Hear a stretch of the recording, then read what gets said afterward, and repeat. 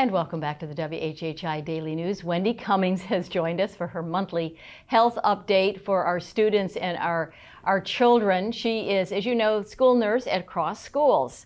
So you've had a nice break and you have just a few more weeks before summer, Wendy. I know you're looking forward to that.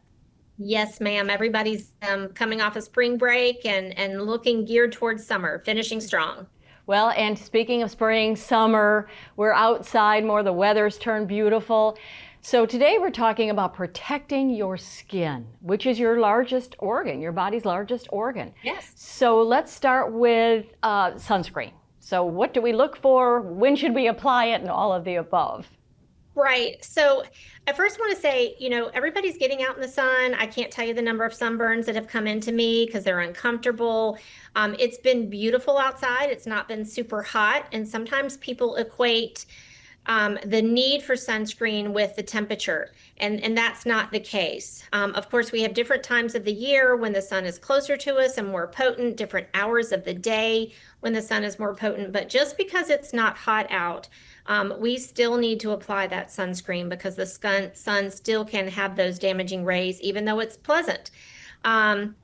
So there are all very varying types of sunscreen, sprays, lotions, sticks, the white stuff, all of the different ones. And what you want to look for is a broad spectrum sunscreen, at least an SPF of 15, somewhere between 15 and 50. There are still studies being done. There is no hard evidence that anything above a 50 is any better. Some of the keys is making sure that you apply enough sunscreen. We often spray a little here and there and think we're done, but putting on enough sunscreen, using it to cover all of our skin areas, and reapplying every 2 hours. More often than that, if you're wiping yourself with a towel, if you're swimming, if you're sweating a lot, you can sweat that off as well. So a broad spectrum that covers UVA and UVB rays is important.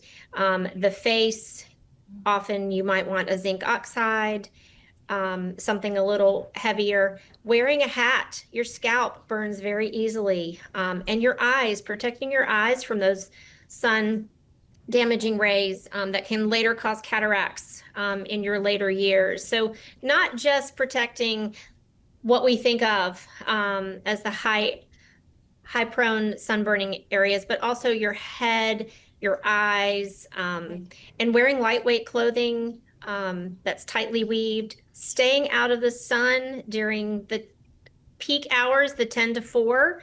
But we all want to be out there. So using those sunscreens. Now, what about little children, like babies? Do they need to wear sunscreen? And what is the best type for like our younger children? So babies in general, keep them out of the sun, keep them shaded, keep them in lightweight but skin covering clothing.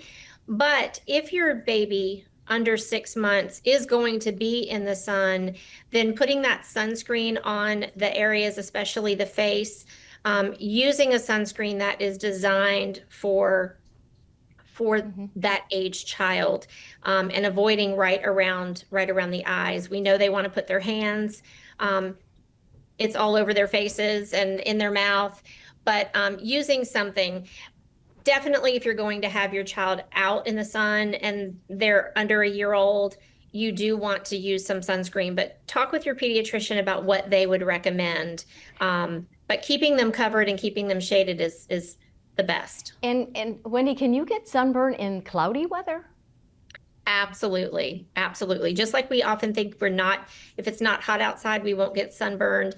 Those UV ultraviolet radiation rays are coming through the clouds, and they do filter out some, but they do not filter all of it out. So we tend to stay out longer. We aren't feeling the intensity of the sun rays as much. So we don't put on the sunscreen and we stay out longer, and we can end up with a sunburn even on those cloudy days. Okay, very good. We have just a couple of seconds left. Thank you, so much for great tips for us today. And again, treatment of sunburn really quickly. If you do have a bad sunburn, aloe lotion or Yes, and if you have a child that's under a year old that gets sunburned, seek the guidance of your pediatrician on how to deal with that. Otherwise, just cooling, anything that's cooling to them. Aloe is great. Cool compresses work really well. Ibuprofen, any type of anti-inflammatory medication will take down the swelling from it. And just know if you do have the more sunburns that you get, the higher risk you are for melanoma and skin cancers. And teenagers can get those. So you do want to be mindful in seeing your pediatrician often and your dermatologist to be checking for those. Very good. Thank you, Wendy Cummings, our school nurse. Thank you so much. And we'll be right back with more news. Don't go away. Thank you.